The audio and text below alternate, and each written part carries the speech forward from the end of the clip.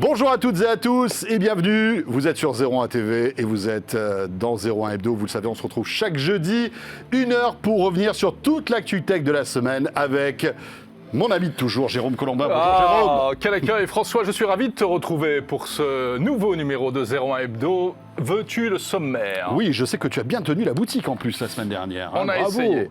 Alors cette semaine, de quoi on parle? Eh bien voilà, elle est toute chaude, elle sort du four. C'est la nouvelle Livebox d'Orange. On va vous la présenter.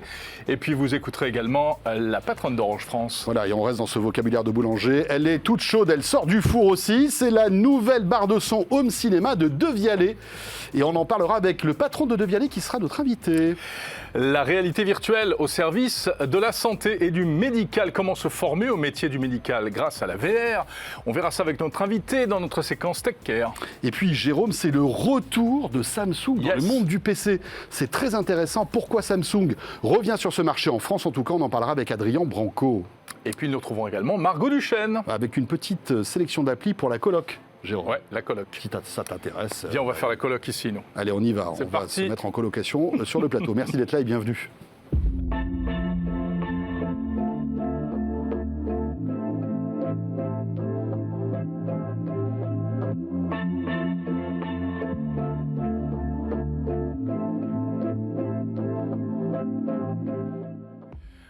J'étais tellement pressé de venir m'asseoir, je suis parti avant toi. Oui, c'est vrai, je me suis trouvé tout seul.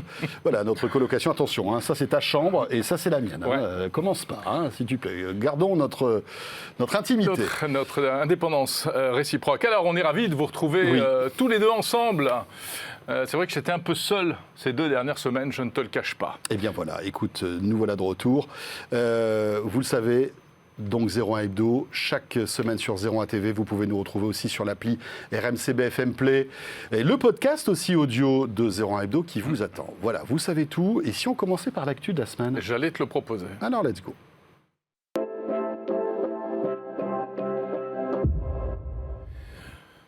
L'actu, c'est donc une nouvelle box. Oui. Ça ne passe jamais inaperçu. Et puis une nouvelle box, c'est toujours un événement, surtout quand c'est le premier opérateur français qui la sort. Voilà, Orange, c'est quand même quelque chose. Et Orange, donc, vient de dégainer sa nouvelle Livebox. C'est la Livebox 6, Jérôme. Oui. Livebox 6, ça tombe bien parce que c'est à la fois la 6e génération, donc visiblement, mais également parce que la très grosse particularité, outre son design, vous l'apercevez ici, on va en parler tout de suite, mais sa grosse particularité, eh bien, c'est le Wi-Fi 6. Le Wi-Fi 6E même, on va rentrer dans les détails dans un instant. Alors déjà, bon, vous êtes en train de la regarder, cette box, elle est plutôt mignonne. Et alors, qu'est-ce que c'est que ça? Elle est assez originale, on dirait une enceinte un peu, avec ce côté tissu sur de chaque côté de la box. Et d'ailleurs, c'est assez innovant. Voilà, et quand les premières images ont fuité il y a 15 jours, il y a une semaine, pardon, on avait des doutes. Et certains pensaient qu'il y aurait peut-être une enceinte à l'intérieur. Eh bien non. Et alors, vous voyez en plus là les débits qu'on peut avoir avec ce type de box, parce que bien sûr, elle est très haut débit connectée à la fibre, avec je crois 2 gigabits de connexion possible en download, 800 mégabits en upload. Là, on est sur des specs, on va dire, haut de gamme. Alors, c'est pas la box la plus rapide, puisque rappelons que Free et SFR proposent des débits encore plus élevés que ça, mais finalement, tu te dis 2 gigas en débit descendant, c'est déjà pas mal. Voilà, on est plutôt confort. À quoi ça sert? Et puis après, ce sont toujours des débits qui sont annoncés et dans la pratique, on n'est pas toujours, faut bien l'avouer, à cette vitesse-là. Alors, donc la particularité, c'est du côté du sans-fil. Alors non, là c'est le filaire qu'on aperçoit. C'est intéressant, on gagne un port Ethernet. Ça c'est bien. Un port RJ45. Allez hop, à 2,5 gigabits par seconde. Et donc 4 autres ports à 1 giga, ce qui fait que vous allez pouvoir découper en quelque sorte votre connexion Internet. Ça c'est plutôt cool. Même si, je ne sais pas si on utilise encore beaucoup les ports Ethernet. Si, pour brancher le... Qu'est-ce qu'on branche dessus? Écoute, moi j'ai mon routeur Wi-Fi. Ah oui, parce que monsieur, non content d'avoir une box Wi-Fi, rajoute du Wi-Fi par-dessus. Et oui, parce que j'ai une maison un appart un peu bizarre qui est mal foutu, et donc pour avoir du Wi-Fi partout, j'étais obligé d'installer un. C'est là où il y a une grande allée avec des glaces de tous les côtés et des dorures, c'est ça? C'est ça, et 100 mètres de hauteur sur plafond. Donc voilà, cette box a été annoncée hier, elle est disponible d'ores et déjà. Attention, pas pour tous les abonnés. on est là sur une box haut de gamme avec une offre haut de gamme de la part d'Orange. Exactement, une offre premium. On vous donnera le prix tout à l'heure si vous ne le connaissez pas, mais juste avant, je te propose peut-être qu'on réécoute la patronne d'Orange France que tu as reçue hier soir. Tout à fait, Fabienne Dulac, qui répondait à mes questions dans Tech & Co, vous le savez, chaque soir 20h, 22h sur BFM Business. C'est ce qu'on appelle une box versus la set-top box qui, là, plutôt, est la plateforme télévision hébergée. D'accord. L'objectif, pourquoi cette box ? Parce qu'au final, on voit bien que nous venons de vivre 2 années qui ont été quand même des séismes pour l'ensemble de la société française, avec des bouleversements, des usages dans le domaine numérique qui se sont complètement révolutionnés. Peut-être 2 chiffres à partager. 61% des Français, c'est une étude OpinionWay que nous venons de publier, nous ont dit que globalement, ils avaient découvert de nouveaux usages pendant cette période, et notamment liés à la crise sanitaire, liés au télétravail. 21% ont découvert au final la visio. 62% ont aussi annoncé qu'au final, ils ont intensifié leurs usages, et notamment les usages à domicile. Donc nous, ce que nous avons regardé, c'est au final quelles sont les attentes de nos clients, et on a vu émerger 2 grandes dynamiques. Un besoin de Wi-Fi à la maison renforcé, à la fois pour le télétravail. Vous avez écouté donc tout... On écoute toujours beaucoup nos clients et on passe notre temps à écouter nos clients, et c'est la seule façon d'ailleurs d'avancer quand on est opérateur de télécommunications. Et le premier mot qui vient à l'esprit des clients, c'est le Wi-Fi aujourd'hui ? C'est le Wi-Fi. En fait, c'est ce qu'on appelle nous l'indoor, c'est-à-dire améliorer la qualité du Wi-Fi à la maison. Et 2, améliorer la stabilité de la connexion à la maison. C'est pour ça que cette box répond à ces 2 enjeux-là. Un Wi-Fi qui va s'adosser à ce qu'on appelle la norme Wi-Fi 6E, qui est une nouvelle norme qui s'adosse à une nouvelle bande de fréquence qui a été allouée au mois de décembre 2021, donc très récente. Qui est le top du top du Wi-Fi. Qui est le top du top et qui va permettre, j'allais dire, d'avoir du streaming vidéo de meilleure qualité, de la latence réduite, des téléchargements plus rapides, et puis surtout du multi-écran. Parce que derrière la transformation de nos vies, avec le télétravail, mais aussi du divertissement à la maison, de l'éducation à la maison, nous devons prendre en compte tous ces usages-là qui sont à la fois plus longs, mais aussi plus simultanés. Voilà, alors c'est vrai, tu le disais, c'est quand même un événement, une box opérateur. La précédente, j'étais en train d'essayer de retrouver la date de sortie, je crois que c'était 2019. Oui, c'est ça, et c'est vrai que... 5. Certains observateurs trouvaient que cette box était un peu, on va dire, à la traîne en termes de technologie à l'époque. Il s'était fait dépasser. Oui, parce que le Wi-Fi 6 existait déjà à l'époque et Orange avait sorti une box Wi-Fi 5. Mais là, voilà, ça y est, elle revient dans le game, si je puis dire, parce qu'on ne l'a pas évoqué, mais elle est Wi-Fi 6E.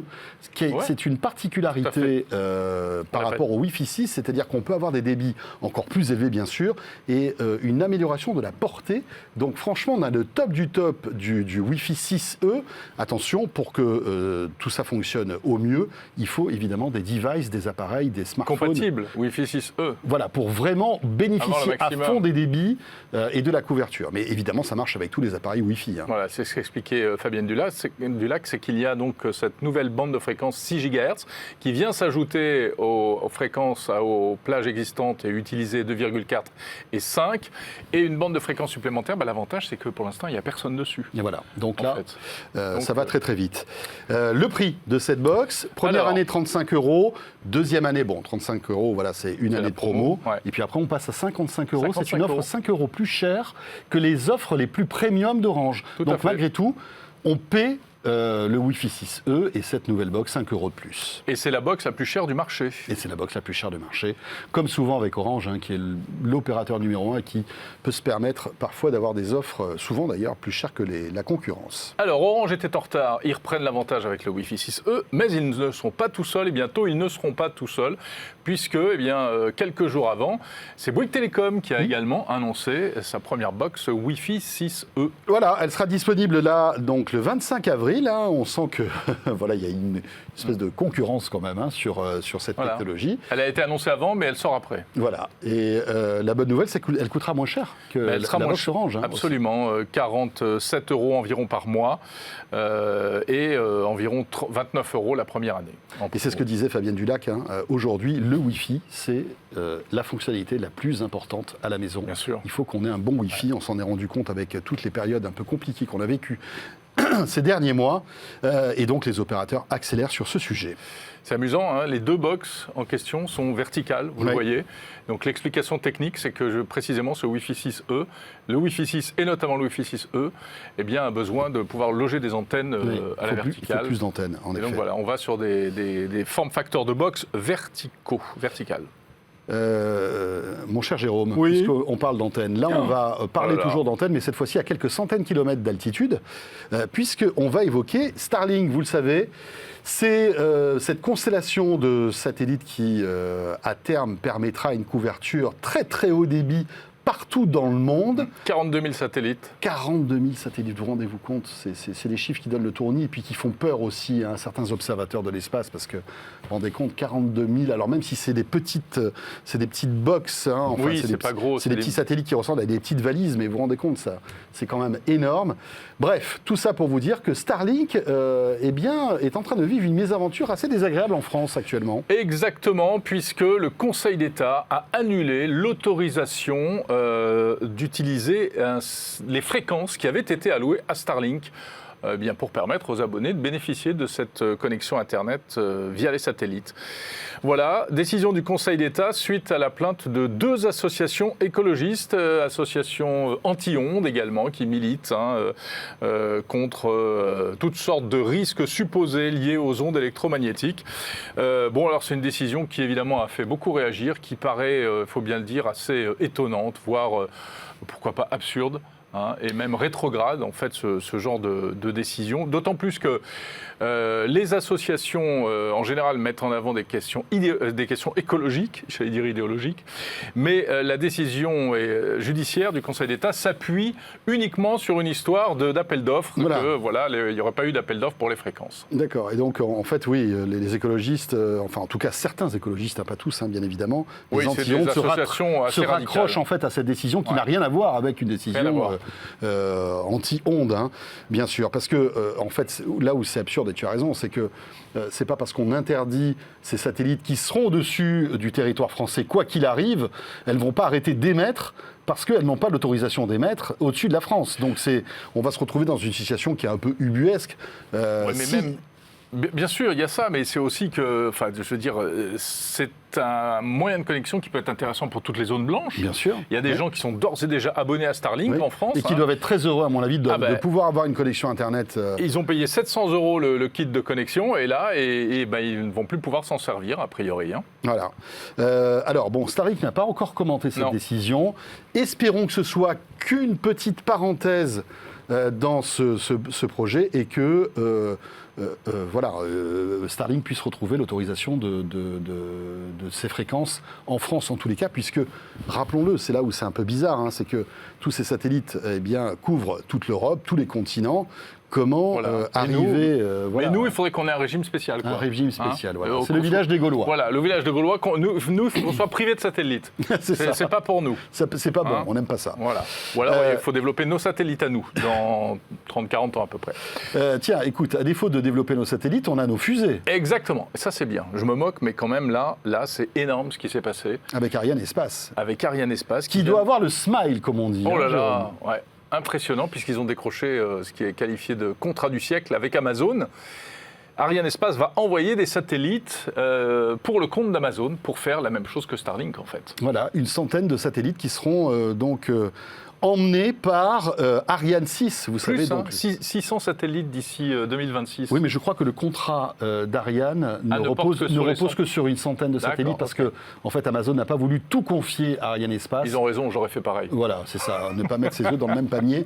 Et donc, d'après ce que j'ai compris, mais je peux me tromper, je crois que c'est une centaine de satellites que Ariane aura comme charge de propulser dans l'espace, parce que, c'est ça qui est intéressant, Starlink va avoir un nouveau concurrent qui s'appelle Amazon, Jérôme. Exactement. Et ça, c'est quand même impressionnant et c'est totalement révélateur de ce qui est en train de se passer aujourd'hui.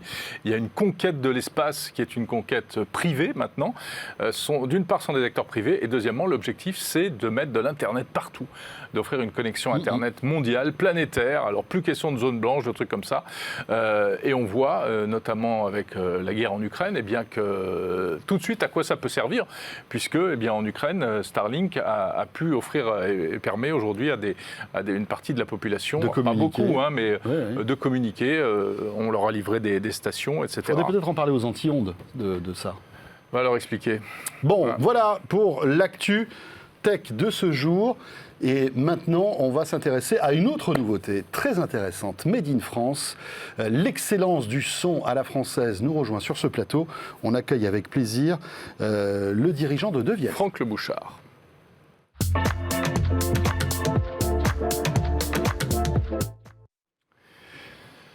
Bonjour, Franck Le Bouchard. Bonjour. Bonjour Franck, Merci. Directeur général de Devialet.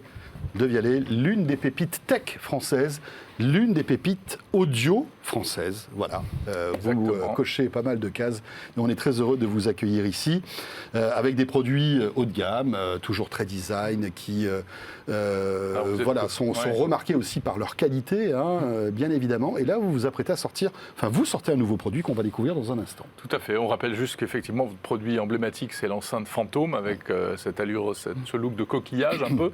Avant, il y avait eu des amplis qui étaient également technologiquement assez innovants. Et donc voilà, on aperçoit l'enceinte Fantôme. Et donc là, vous vous lancez dans la barre de son. Oui. En fait, ça fait longtemps qu'on travaille sur le sujet, parce qu'on avait commencé en 2016 avec Sky, en 2018 avec la Freebox Delta Devialet, qui étaient nos premiers pas dans la barre de son télé. Et en 2018, au moment de ce lancement, on fait un constat simple que tout le monde fait. Les télés sont magnifiques, elles sont en 4K, elles sont en 8K, elles sont grandes et elles sont ultra fines. Et il y a très peu de place pour le son. De mettre des haut-parleurs dedans. Les haut-parleurs, ça prend un peu de place. Et il n'y a plus de place sur ces télés. Et donc en fait... Alors il y a des haut-parleurs, mais ils ne sont pas bons, c'est ça sur les télés. On fait tous le même constat. On a une télé magnifique, l'image est incroyable, mais le son est décevant. Et donc ce marché du home cinéma et de la barre de son télé est en train d'exploser dans le monde entier, en France et aux États-Unis. Et donc à 3 ans, on s'est dit, on veut être sur ce marché, qu'est-ce qu'on peut faire ? Et on s'est écrit un projet qui était de faire en un seul objet le système home cinéma. Donc de tout mettre dans un seul objet, évidemment le son, évidemment les caissons de basse, donc les subwoofers pour parler un peu technique, et puis tout ce qui est spatialisation, qui est le grand mouvement de fond dans l'audio. Donc l'effet droite-gauche et l'effet Dolby Atmos, l'effet élévation du son, donc vraiment un son complètement immersif à partir d'un seul objet. Et donc c'est ça. Et évidemment, on est Devialet, donc un objet un peu différent, pas une barre de son comme les autres, une barre de son belle et un peu distinctive. Et on sent qu'il y a un marché énorme derrière tout ça, parce que vous le disiez, les Français s'équipent, les clients d'une manière générale s'équipent avec des télés de plus en plus grandes, avec des sons de moins en moins bons, et on voit le marché de la barre de son explose. Et bien évidemment, vous voulez votre part du gâteau sur le marché, ce qui est tout à fait logique. Le marché, il fait déjà 6 milliards de dollars dans le monde par an, et effectivement, il suit ce mouvement qui s'est accéléré avec les confinements, c'est-à-dire qu'on s'est aussi tous retrouvés à la maison. Il y a eu le marché de la télévision a fortement accéléré. Et puis, on achète tous une belle télé. Dans le cas de notre barre de son, idéalement à partir de 55 pouces. Et puis, on fait tout le constat de quelques semaines après, il n'y a pas vraiment la stéréo, il n'y a pas l'élévation, il n'y a pas le volume de basse. Et donc, on a envie d'une barre de son. C'est pour ça que le marché décolle. Et du coup, ça fait plus de concurrents. Ça fait plein de concurrents. Et c'est pour ça que quand on sort un produit chez Devialet, si c'est pour faire comme tout le monde, on ne sert à rien. C'est vraiment un leitmotiv. Et donc ce qu'on a voulu faire, c'est le tout en un. Et aujourd'hui, le tout en un n'existe pas. C'est-à-dire qu'aujourd'hui, si vous voulez un bon système home cinéma, vous avez une voix centrale, vous avez 2 enceintes droite-gauche, peut-être même 2 droite-gauche à l'arrière, et puis un caisson de basse qui est un truc généralement moche qu'il faut cacher. Des concurrents qui essayent de mettre du Dolby Atmos avec un effet comme ça. Il y a une barre chez Sonos, je crois, qui... Le concurrent que vous citez, le système équivalent à notre barre de son Devialet Dione, c'est le système complet avec le caisson de basse et avec droite-gauche. Les enceintes à l'arrière. Donc, à tester, parce que c'est vrai que rien ne remplace des enceintes arrière quand même. Même si aujourd'hui, les algos et le positionnement des enceintes fait qu'on arrive à avoir un son qui rebondit, mais les aficionados du home cinéma vous diront que rien ne vaut quand même 2 enceintes à l'arrière pour restituer un son home cinéma. Alors, je ne vais pas vous surprendre, je ne suis pas d'accord. Venant d'un pro de l'hi-fi, ça m'étonne quand même. Non, mais ça fait 7 ans qu'on travaille, depuis Sky, donc 2016, et puis Free 2018, ça fait 7 ans qu'on travaille à ce que nos algorithmes rendent parfaitement cet effet droite-gauche. Alors vous avez raison, c'est un rebond. Genre, on utilise les rebonds sur les murs droite-gauche et on utilise les rebonds sur le plafond pour avoir l'élévation. Mais nos algorithmes et nos brevets font qu'on a une qualité qui est exceptionnelle. Et notamment quelque chose que n'ont pas les systèmes que vous décrivez, qui est les systèmes d'élévation. Donc le fameux Dolby Atmos, le vrai Dolby Atmos, avec des haut-parleurs dans notre De Vialet Dionne qui envoient le son vers le haut. Vous regardez votre film, l'hélicoptère passe, vous avez le son qui vient d'en haut. Encore faut-il avoir du contenu compatible avec le Dolby Atmos, mais il faut savoir que sur Netflix, Amazon Prime Video, enfin tous ces services de vidéo aujourd'hui en streaming qui sont la plupart du temps intégrés dans les télés, connectés, proposent maintenant du contenu Dolby Atmos et Dolby Vision, enfin tout ça. Et ça, c'est un grand mouvement dans l'audio, c'est le son immersif. Vous l'avez évidemment à la télévision avec les contenus que vous citez, et vous l'avez de plus en plus dans la musique. Oui, c'est vrai. Et donc effectivement, Apple Music, Amazon, voilà. etc. Donc ce son immersif donc va on peut devenir écouter de plus en plus... oui. On peut écouter Spotify, on peut écouter Amazon. On est De Vialet, nous on est fou de musique. donc oui, on est connecté Spotify Connect, oui, on est AirPlay 2, bien sûr. Vous dites on est De Vialet. Alors c'est vrai que je me rappelle du temps des amplis, ce qui était mis en avant, c'était vraiment la conception de l'amplificateur qui apportait quelque chose de totalement nouveau et qui faisait, c'était le slogan, nous sur l'oscilloscope on est les meilleurs, c'est prouvé scientifiquement. Et vous arrivez vous êtes toujours dans cette logique-là, y compris pour les enceintes. Le fil conducteur, c'est l'amplification. Et effectivement, le système ADH, qui est la première technologie de De Vialet, inventée par Pierre-Emmanuel Calmel. Et cette ADH se retrouve dans nos enceintes fantômes et dans notre barre de son De Vialet Dionne. L'ampli qui est dans Dionne, c'est le fameux ADH qui est dans notre ampli expert. D'accord. Combien de haut-parleurs vous avez dit ? 17. 17 là ? C'est phénoménal. Et combien de... Il y a 17 haut-parleurs, dont 8 subwoofers. 8 subwoofers ? Oui, on sait pas avoir des voisins trop on s'est lâché. 2190 €. Voilà, vous êtes lâché sur le prix aussi. Hein. Mais non. Vous me parliez de nos amis américains qui commencent Sonos. par S, voilà. Ouais. Le système Home Cinéma. Vous avez du mal à prononcer leur nom, quand même. Hein. J'ai un peu de mal. mais je les aime bien. Enfin, cela dit, voilà, c'est des concurrents respectables. C'est une très très belle marque. Ouais. Le système que vous décrivez, il est plus cher que ça. Donc non, on a vraiment... Mais parce qu'on a réussi à tout mettre dans un seul objet. Donc effectivement, c'est aussi moins cher à fabriquer que quand il faut produire et vendre 5 objets. Bien sûr. Est-ce qu'on est malgré tout sur un produit hi-fi aussi ? Par exemple, pour écouter de la musique en stéréo, si je suis devant ma télé, je suis à un niveau tout à fait respectable ? Vous êtes au niveau de Vialet. C'est-à-dire qu'on a mis l'amplification, comme je le disais, ADH, on a mis notre traitement de signal SAM, donc on est qualité hi-fi. Et en réalité, en interne chez De Vialet, quand on veut vraiment pousser au maximum De Vialet Dionne, on met des contenus musicaux. Voilà, c'est ça. Pour tester vraiment la qualité et la pureté. Franck, un mot sur la stratégie globale de Vialet. On entend beaucoup parler de vous avec des marques hautes.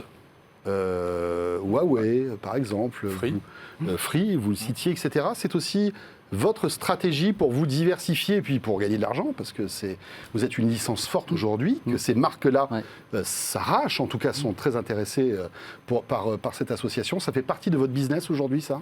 Ça fait complètement partie de notre stratégie. C'est-à-dire que ça nous apporte deux choses de travailler avec ces grandes marques. Ça nous amène des revenus, évidemment, puisque nous fournissons nos technologies sous forme de royalty. Et puis surtout, ça nous amène une notoriété énorme. Aujourd'hui, on a... alors ça va peut-être pas vous parler, mais on a 7% de notoriété en Chine pour une start-up ou une grosse ETI. Ça, c'est pas parce qu'on a des budgets médias incroyables, c'est parce que nous avons lancé des produits avec Tencent, avec Huawei, qui ont participé à construire notre notoriété. Donc c'est un cercle très vertueux. C'est du gagnant-gagnant, parce que c'est également du gagnant pour ces marques. Ces marques, ça leur permet d'avoir une qualité de son qu'elles n'auraient pas sans notre traitement de signal, sans notre software. Et puis, c'est la marque De Vialet, c'est la caution du son ultra qualitatif. Mais est-ce que vous ne risquez pas de perdre votre âme avec certains produits ? On l'a vu avec plein de marques, dans des associations comme ça. On met le logo du grand constructeur et puis en fait, c'est pas terrible à l'arrivée, quoi. Alors nous, on fera jamais ça. Ce serait criminel qu'on fasse ça. C'est-à-dire que nous, quand on met notre logo, d'abord, c'est pas juste le logo, on met aussi notre technologie. Et on ne le met que sur des produits qui ont un très bon son. Sinon, effectivement, si on commence à faire ça sur n'importe quel produit, et on en a beaucoup refusé, c'est le meilleur moyen de... Vous en refusez beaucoup, bien sûr, malgré l'attrait de l'appât du gain, etc. Mais c'est 10% de notre chiffre d'affaires, donc c'est pas vraiment le sujet. Plus important. Vos projets, est-ce qu'on peut imaginer que demain De Vialet aille sur le marché, par exemple, de l'audio portable ? Les casques, tout ce type de produits. On parlait de gros marchés les oreillettes, aussi. vous êtes dur avec moi. On a lancé De Vialet Gemini il y a un an, qui est notre première vente. Tout à fait, absolument. Donc Mais accélérer sur ce marché ? La réponse est j'y pense en me rasant le matin. c'est une réflexion très connue. Pas du tout politique. Pas du tout politique, surtout en ce moment, s'il vous plaît. C'est bien, vous ne serez pas décompté Très bien. Merci beaucoup. Merci Franck Le Bouchard pour toutes ces précisions. Cette barre de son De Vialet est d'ores et déjà disponible. Elle est disponible depuis une semaine. Voilà. Merci beaucoup. On est ravis de recevoir une belle marque comme la vôtre, française. Merci. Et on enchaîne ce 01 Hebdo avec notre rendez-vous Tech Care, bien sûr.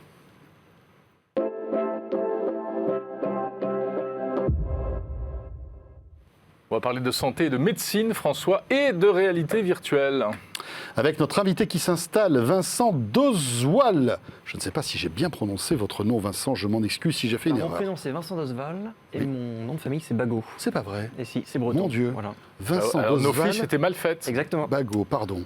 Cofondateur de Simango. On ne se trompe pas jusque-là ? C'est bon. Voilà, on est 50-50. Tout va bien. Présentez-nous Simango, s'il vous plaît. Alors Simango a été créé en 2018.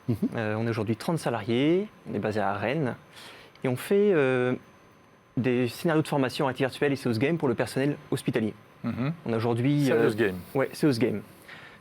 Tout le monde connaît les Seos Game. Par exemple, si vous avez joué à Scrabble, vous êtes sûrement amélioré en orthographe. Et bien, voilà. Ah oui, vous remontez loin pour le Serious Game. On fait de la pédagogie. Notre utilisateur principal, c'est une infirmière de 55-60 ans. Donc voilà, c'est mes parents en gros, et il faut leur expliquer ce que c'est. Même le numérique, le smartphone, c'est pas forcément une évidence. On a aujourd'hui 300 clients, établissements de santé, et on en a encore 2700 en France à atteindre. Donc c'est de la formation, mais ludique, on va dire. Avec un outil qu'on connaît. Avec un outil qu'on connaît bien, donc un casque de réalité virtuelle. C'est lequel celui-là ? Celui-là, c'est le Pico G2 4K de la marque Pico. D'accord. Voilà. Oui, j'ai déjà vu souvent en B2B. Enfin, ils sont dans le milieu souvent professionnel, ils ont fait des ajustements comme la possibilité de nettoyer facilement, ce qui dans le milieu de la santé est quand même assez important. Absolument. Et puis une autonomie une qualité qui est assez intéressante. C'est quel type de formation et qu'est-ce que ça apporte la VR ? Qu'apporte la VR, oui, justement. Alors, notre formation principale, celle pour laquelle les clients nous prennent principalement, c'est ce qu'on appelle la chambre des erreurs. C'est reconstituer une pièce avec un patient. Ça se fait aussi en physique, mais avec un mannequin. Mais ça coûte un peu moins cher de faire en réalité virtuelle. Et les soignants sont invités à venir et à trouver des erreurs qui ont été placées là de manière artificielle. Par exemple, un bracelet... Ce sont les images qu'on est en train de voir là ? Exactement. Alors ça, c'est sur un scénario sur l'armoire pharmacie où il faut savoir où ranger les médicaments. Mais sur les chambres des erreurs, c'est par exemple un bracelet qui n'est pas au bon nom du patient. Ce qui arrive parfois dans les établissements de santé. Alors ça, ou un flacon de solution hydroalcoolique, maintenant tout le monde connaît ces flacons-là, qui est périmé. Donc les soignants sont invités à trouver ces erreurs. En gros, 8 minutes pour trouver les erreurs. On est un peu un détective. Et c'est très bien parce que finalement, c'est ludique, mais c'est très formateur. C'est des piqûres de rappel sur les petites erreurs qu'on fait tous les jours. C'est de la resensibilisation. Ce qui est très ludique, c'est qu'on est vraiment dans la recherche de choses. On est acteur, comme dans tout jeu vidéo. Le marché du jeu vidéo, c'est un marché énorme, bien plus important que le cinéma, le livre ou la musique réunis. Donc c'est très important. Et puis l'avantage de la réalité virtuelle, c'est qu'on est captif. Et alors dans le monde de la formation, c'est un petit peu le rêve des professeurs, c'est d'être sûr que les personnes sont concentrées. Et ils ne peuvent pas faire autre chose. Ils ne peuvent pas faire autre chose. Mais à qui ça s'adresse vraiment ? Ça s'adresse aux étudiants on va dire, en profession de santé, à des infirmières ou des aides-soignantes qui sont déjà formées mais qui doivent avoir un upgrade de leur formation. À qui ça s'adresse exactement ? On vise plutôt la formation continue, donc des personnes qui ont eu une formation initiale et où il faut faire des piqûres de rappel. Les étudiants aussi sont intéressés par ce type de dispositif, mais en fait on s'adresse à tout le personnel de l'établissement, parce qu'on a même un scénario sur la sécurité incendie. Formation assez rébarbative et assez coûteuse quand elle est faite en vrai avec un extincteur. Et bien là on propose cette formation qui peut être faite dans la salle de pause du service plutôt que de devoir sortir une après-midi pour aller faire la formation. Mais notre public principal, ça reste quand même l'infirmière, l'aide-soignant et les autres paramédicaux des services de santé. Alors, il y a déjà des entreprises qui proposent du serious game médical comme ça. Comment est-ce que vous différenciez ? C'est un marché quand même émergent. Il y a aussi une évangélisation très importante à faire dans les établissements de santé. Se former, jouer, pour notre public, ce n'est pas forcément évident. Nous, ce qu'on vise, c'est la formation de masse, des formations simples, de moins de 30 minutes, vraiment accessible. On n'a pas pris le casque le plus technologique et le plus à la mode, on en a pris un qui est utilisable par une personne de 55 ans qui a 30 minutes devant elle, qui veut se former et qui ne veut pas prendre trop de temps à comprendre comment fonctionne la technique. Bien sûr. Donc on est plutôt dans la formation de masse, avec la notion d'un catalogue de scénarios de formation, un petit peu un FX, mais c'est-à-dire qu'on ne prend pas Simango que pour une formation, on en prend pour plusieurs. Donc c'est pour ça que les clients trouvent ça intéressant. Et on est aussi organisme de formation. Ah oui. Donc ça, c'est une valeur ajoutée, parce qu'on crée de A à Z les formations, on les distribue. Et on a aussi la caution scientifique, moi-même étant médecin, voilà, c'est un tout en fait. D'accord. Et c'est vous qui faites, on va dire, tout le soft là, Le premier prototype que j'avais fait en 2017, c'est moi qui l'avais fait sous le logiciel Unity avec mes petites mains. Et j'avais montré ça à un congrès et c'est parce que les personnes avaient demandé combien est-ce que ça coûte que j'avais lancé la société. Aujourd'hui, on a une super équipe avec des ingénieurs pédagogiques qui créent avec les établissements le scénario, des développeurs, des intégrateurs, des commerciaux, bref, toute la chaîne de commercialisation. Et est-ce que c'est compatible avec tous les masques de réalité virtuelle ou est-ce que vous gardez donc avec ce concept sur ce modèle particulier? Par exemple, j'ai un Oculus Quest, enfin MetaQuest. Est-ce que en passant par le store de Facebook, je peux télécharger l'application et pour m'entraîner chez moi, par exemple, et me former? Vous ne pouvez pas encore. Mais on a commencé sur l'Oculus Go. Et on a encore 200 Oculus Go, l'un des premiers casques vraiment autonomes utilisables par le grand public, à 300 €, qui est pour moi le début vraiment de la réalité virtuelle. Donc on a encore 200 Oculus Go dans les établissements de santé, mais on n'a pas choisi le Quest pour les raisons de confidentialité des données. Avec aussi Facebook, parce que, c'est ça. Exactement. C'est une erreur d'ailleurs de la part de Facebook parce que le Quest est un excellent masque. C'est un très bon casque que j'ai chez moi aussi. Et le souci, c'est que voilà, il a ce fantôme Facebook qui le poursuit. On est obligé d'utiliser son compte Facebook pour se connecter. Je crois qu'il va y avoir des annonces en septembre à ce sujet-là. Oui. Surtout avec le prochain casque Quest. Voilà, j'aimerais qu'on passe aussi sur ces casques-là. Après, le fait de pouvoir se déplacer, parce que les casques le permettent, le Quest, c'est trop compliqué pour notre utilisateur en fait. On a des utilisateurs qui font ça presque dans un placard. Oui, bien sûr. Donc le déplacement, devoir calibrer une zone, c'est pas forcément adapté à nos publics. Et puis, comme vous dites, si vous vous adressez à des personnes qui ne sont pas forcément les plus geeks du monde et qui n'ont pas envie d'avoir une configuration trop compliquée, il faut mettre le masque et que ça marche tout de suite. Soit aussi simple qu'un smartphone, on appuie avec son doigt. Malgré tout, le métavers, ça doit vous faire rêver, non? Ça nous a fait rêver. On a fait quelques annonces. Les annonces de Facebook, évidemment, la fin de l'année dernière, nous ont donné des idées. Metaverse, ça existe depuis 20 ans avec tous les jeux vidéo, Second Life ou d'autres. Mais pas en réalité virtuelle. Non, les casques ont donné via ça et la stratégie de Facebook d'acheter Oculus est évidemment là-dedans. Ils ont été très clairs aussi qu'ils n'allaient pas être les seuls à faire ça, qu'ils allaient avoir besoin d'aide, que ça allait prendre plusieurs années. Nous, on s'est donné une roadmap sur 3 ans. Même si on a fait des annonces, on sait que ça va prendre du temps, mais évidemment, ça nous fait rêver. La première chose qu'on va mettre, c'est la notion d'avatar. Le fait que le soignant puisse se recréer et avoir son jumeau virtuel. Dans les jeux, ça paraît normal, mais dans le milieu professionnel, c'est pas si évident que ça. Est-ce que ça n'a pas complexifié aussi votre offre? Finalement, ça sert à quoi de créer un avatar quand on doit simplement se faire une formation comme ça? On n'a pas besoin de se voir finalement. Dans la pédagogie, c'est important de s'impliquer. Et on voit que dans les jeux vidéo, il y en a beaucoup qui ont appris l'anglais avec les jeux vidéo. Pourquoi? Parce qu'ils se sont créés comme s'ils étaient acteurs d'un film. Donc même si ce n'est pas un besoin exprimé par nos clients, le fait d'être voilà, ce sera un petit plus. Et on va aussi jouer sur la notion des badges. Dans les jeux vidéo aussi, c'est classique d'avoir des petites récompenses. Des récompenses. Ça existe aussi dans le monde de la formation. On aimerait ajouter aussi une des composantes du métaverse qui sont les NFT. Moi-même, mon diplôme de médecin, si je le déchirais, qu'est-ce qui prouve que je suis médecin? Pour nous, les NFT, en fait, c'est comme si je faisais une photocopie que je distribuais dans le monde entier. Et donc, c'est une preuve que je suis médecin.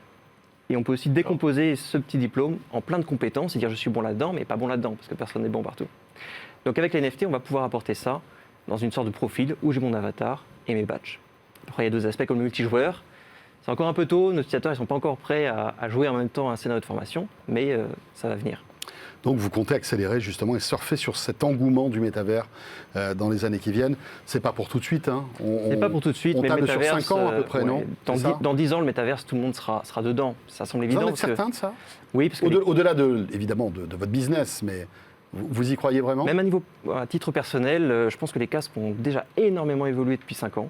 On voit qu'il y a des casques, par exemple comme le français Lynx, qui permettent vraiment de la réalité mixte de manière très agréable. J'ai vu ça à Virtuality, puis ils seront au Laval Virtual. Je pense que dans 10 ans, le prochain casque, pour moi, déjà, par exemple, il a la 5G, ce qui permettra de ne pas être connecté au Wi-Fi, mais d'être connecté en continu, et puis permettra de vraiment voir en couleur, comme si on voyait la réalité, mais qu'on rajoutait des éléments 3D. Ça va devenir de plus en plus naturel, comme si on avait le smartphone. En 2004, iPhone, c'était il n'y a pas si longtemps, aujourd'hui c'est une évidence, vous le tenez. Donc ça sera la même chose, mais le casque, on le mettra devant les yeux, C'est Et vrai. puis dans 50 Avec ans, une- on aura la ouais. puce dans le Non. cerveau. Non, Si, jamais si. plus. Non, mais la Sauf il ceux faut qui aussi veulent. miniaturiser ce type de choses. Parce que Ça, déjà, c'est vrai par que- rapport au premier casque où il fallait un capteur, ça c'est Ouais, quand même ouais. beaucoup amélioré. Non, mais c'est vrai, quand on aura ça dans des lunettes classiques comme celles qu'on porte là, ce sera Ça va génial. venir, ça va venir. Super. Merci beaucoup Merci Vincent beaucoup. Dosval-Vago, Merci. cofondateur donc de Simango. Merci d'être passé par le plateau de 01 Hebdo. Jérôme, il est temps maintenant de nous intéresser à un acteur majeur Ouais. de l'électronique qui se relance sur le marché du PC. Eh oui, c'est pas la réalité virtuelle, c'est le bon vieux PC qui, décidément, n'a toujours pas dit son dernier mot. On voit ça avec Adrien Branco.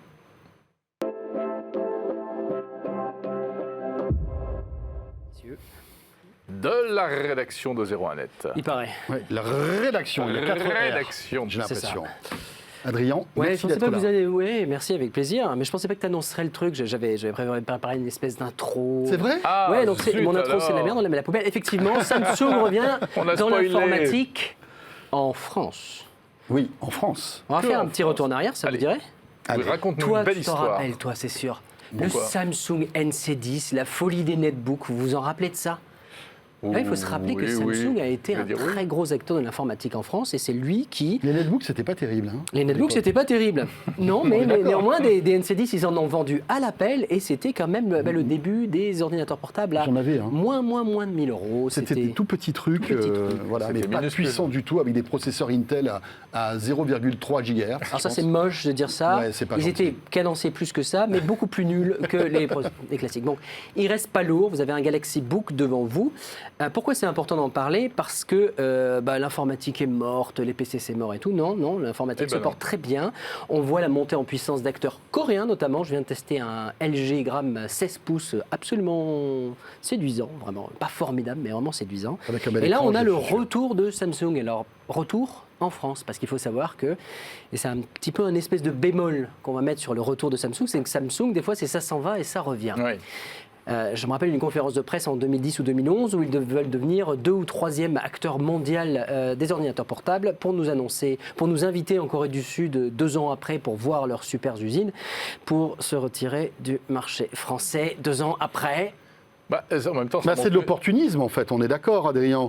Ils se Je sont pense- retirés du marché français parce qu'ils voyaient que c'était trop encombré et que ça valait pas le coup. Tout à fait. Là, paf, le Covid est arrivé, l'explosion des ventes de PC, ils se sont dit, oula, Au ça moins, vaut ils peut-être le coup qu'on au moins, ils revienne. sont souples. Ils sont souples et ils s'adaptent parce que, par contre, et ça je l'ai lu dans certains articles, non, Samsung n'a jamais arrêté de faire de l'informatique. Bien sûr. Samsung a Simplement, continué de commercialiser non seulement sur ses terres locales, hein, c'est pas la PME du coin, Samsung c'est le quart du PIB de la Corée du Sud. Donc vous vous doutez que quand vous allez en Corée du Sud, il y a des Samsung et des Mac, mais il y a aussi les marchés américains où ils sont très forts et en Europe ils y sont restés. Donc oui, c'est une adaptation à quoi? Notre fameux clavier AZERTY qui ravit tous les constructeurs informatiques du monde. Et Samsung revient avec quoi? Eh bien, ils reviennent avec des Galaxy Book. Bon, là, j'ai un exemplaire. C'est pas la version avec la nouvelle carte graphique Intel. C'est un 12e gène. Il est très joli. Hein. Il est très joli. Je vous laisse jouer avec. Hein. Hop, pardon. Voilà. Ça pèse 1,1 kg et en fait, se pose quand même la question Et de... voilà. Et voilà. Surtout, c'est hybride, quoi. Mais ce ne sont pas les seuls. Et en fait, la question que j'avais envie de Non. poser, Le c'était mien d'abord... aussi fait ça. Hein. Oui, mais il y en a Justement, plein. voilà. Il n'y a qu'une marque qui Exactement. refuse. Je ne suis pas là pour commenter les marques américaines. Parlons plutôt de cette marque Avec des coréenne pommes. ou sud-coréenne. Et on va s'interroger effectivement combien de temps vont-ils rester? Parce qu'une fois qu'un acteur est parti, ça crée un précédent. Donc ça, c'est la première interrogation. C'est une question ouverte. On va vraiment attendre de voir. Est-ce qu'ils vont persister? Est-ce qu'ils vont monter? Et surtout, et ça amène la deuxième question, en quoi Samsung va-t-il se différencier? C'est intéressant ce que tu dis. À ton avis, ils peuvent très bien, comme ils sont arrivés, repartir sur ce marché. Prenons l'exemple de l'informatique, ils sont déjà partis. Prenons maintenant l'exemple de la photo, domaine que je maîtrise un petit peu. Ils ont été très forts pendant la période des compacts. Ils ont été la première marque avant Sony à sortir les fameux hybrides, vous savez, hein? Après les réflexes, il y a eu les hybrides avec les capteurs. Le premier de l'histoire, ça reste le Samsung NC10. En 2015, changement à la tête de Samsung. Monsieur Lee fait un infarctus, on le met sur la touche, une nouvelle équipe dirigeante. Ils ferment la division photo. Ils arrêtent purement et simplement. Quelques mois après, Au niveau mondial. au niveau mondial, quelques mois après avoir lancé le NX1, qui, 3 ou 4 ans après son lancement, en 2014, était toujours technologiquement supérieur dans bien des domaines, à la fois à Sony, Panasonic et consorts. Donc il y avait un potentiel photo Énorme. chez Samsung. En technologie, oui, en marché, c'est autre chose. La photo, c'est un marché un petit peu à part.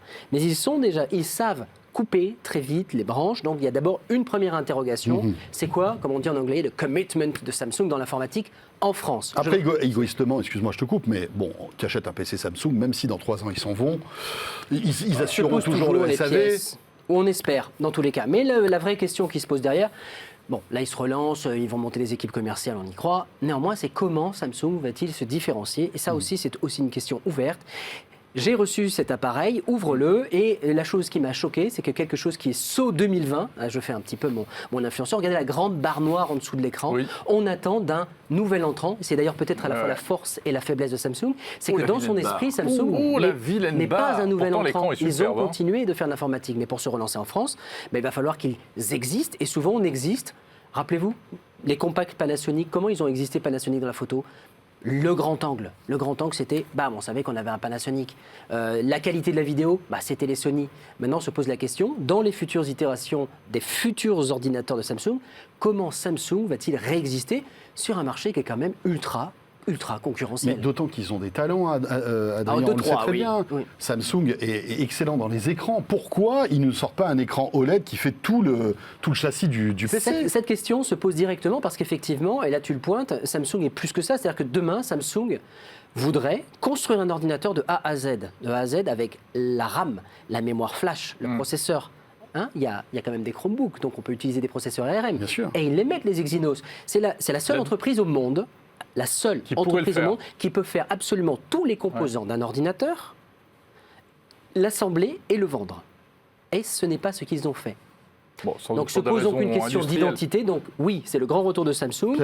Ils avaient de très très belles machines et je vais avoir le Galaxy Book 2 avec la première carte carte graphique dédiée d'Intel, la Arc 370. Donc on va voir ce que ça vaut face à Nvidia et AMD. Donc déjà, ils sont...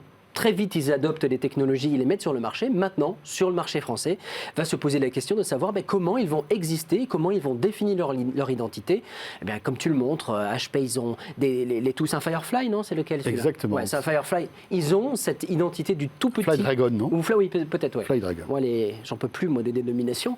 Mais ils ont des tout petits appareils comme ça. Alienware, c'est le gaming. On a Asus, tu parles de l'OLED. Asus essaie de démocratiser l'OLED. À partir de 500-600 €, on a des OLED sur certains appareils, jusqu'à leur très haut de gamme. Comment Samsung Informatique va construire son identité en France? Ne comptez pas sur moi pour répondre aujourd'hui.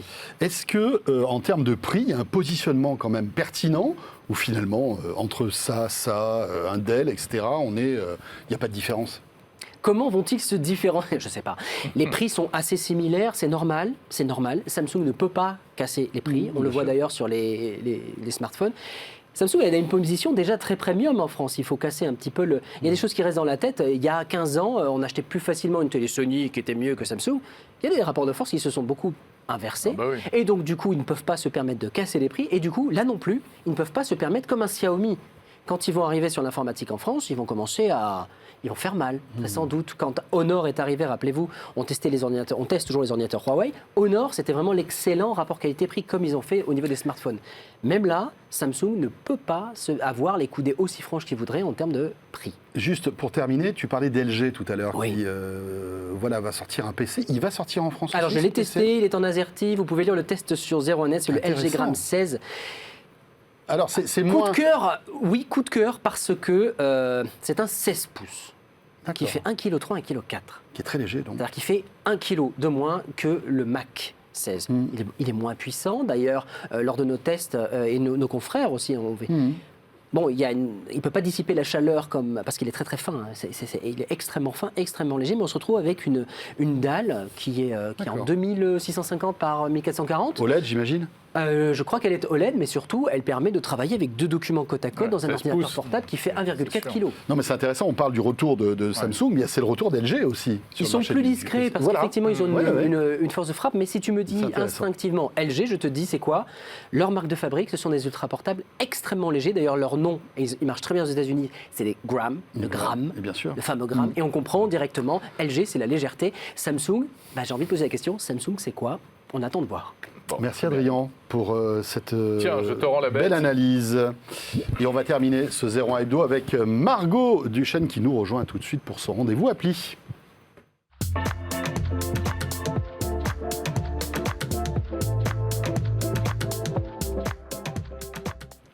Margot Duchesne qui chaque semaine teste pour nous et pour vous des applis.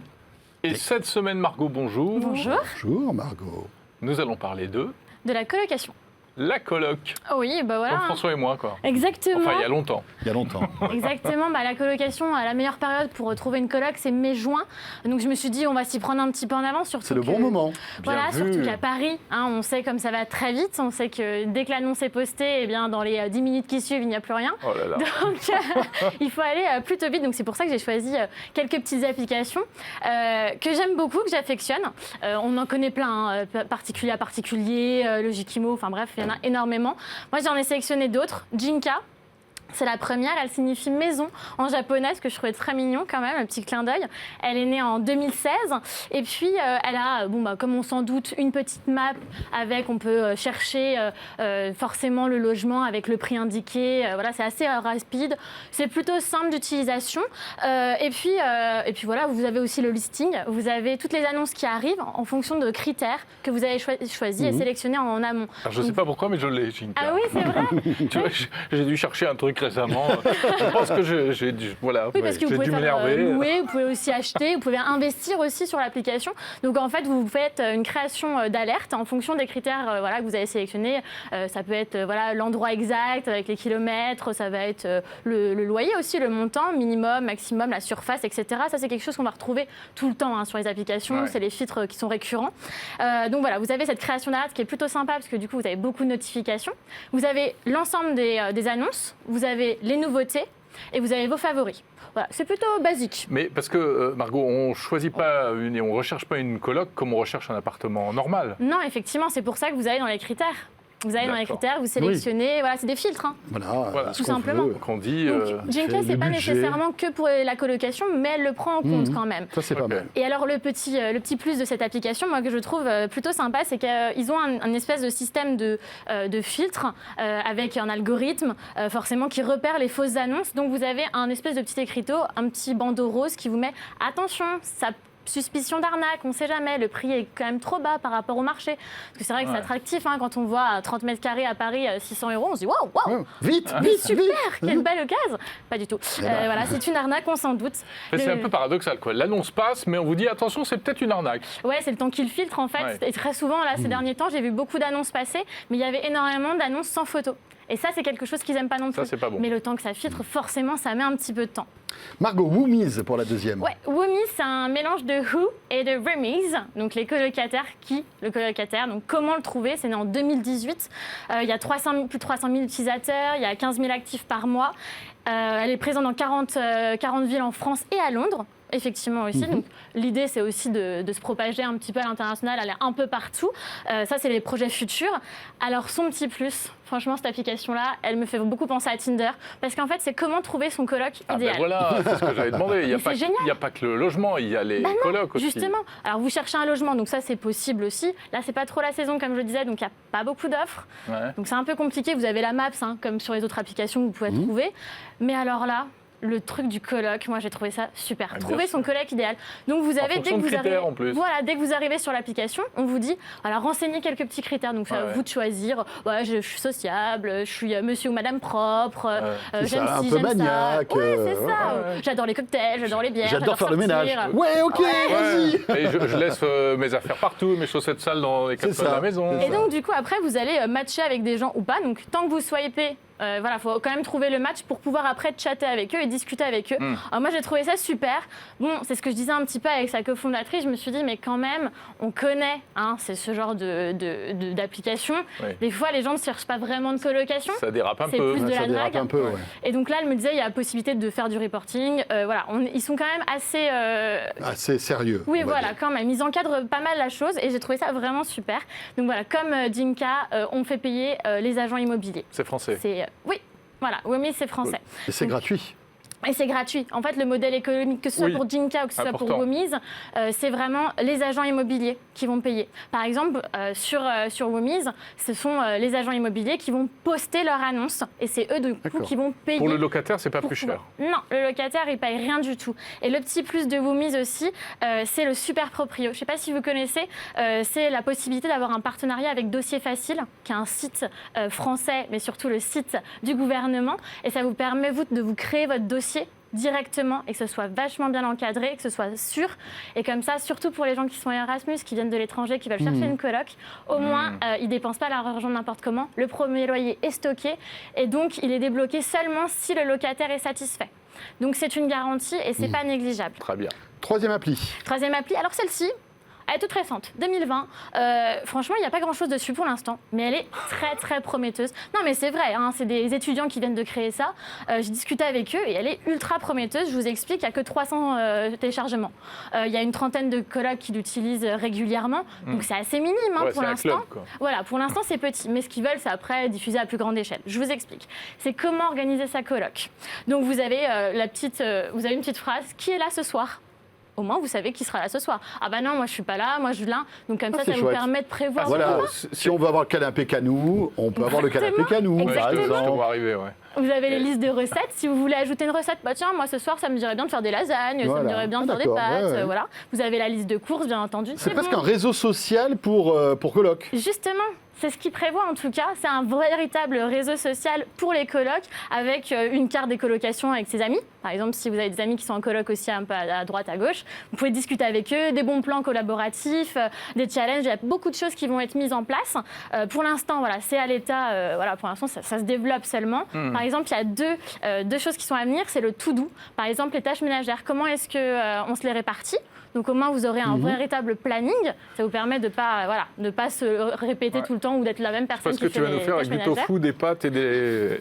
Ça c'est parce que je suis végétarienne, c'est pour ça que je l'appelais Végéland. Parce que vous pouvez créer votre propre avatar, vous pouvez créer le nom de votre coloc. Donc voilà. Ça te fait rêver, les pâtes au tofu. Regarde, les pâtes au tofu. Ça te plaît, ça. Le tofu, c'est le truc qui se fait... Mais c'est super bon le tofu. Mais c'est insignifiant, ça n'a pas de goût ni de texture. Il y a des tofus qui sont vraiment travaillés et moi j'aime beaucoup. Tu m'en diras tant. Et il y a aussi donc le petit côté compte. Il y aura l'onglet compte qui sera un petit peu qui se rapproche de Tricount, voilà, où on se répartit pareil les dépenses entre nous, qui arrivera fin avril. Et bien voilà, la sélection d'applis spéciale coloc pour Margot. Je suis persuadé qu'il y a plein de spectateurs, spectatrices qui vont essayer ces applis, parce que c'est vrai qu'on se rapproche, on se rapproche du moment fatidique. Voilà. Ça arrive. Merci Margot. On est même passé par le tofu. Eh oui. Voilà, pour terminer. C'est la fin de ce 01 Hebdo. On était ravis de passer ces 52 minutes en votre compagnie et on revient la semaine prochaine. Évidemment, on sera là jeudi prochain. D'ici là, n'hésitez pas à nous laisser vos petits messages sur Twitter, sur tous les réseaux sociaux. Et puis bien sûr, le replay de cette émission qui vous attend sur l'appli RMC BFM Play et sur 01net. À très vite. Salut à tous.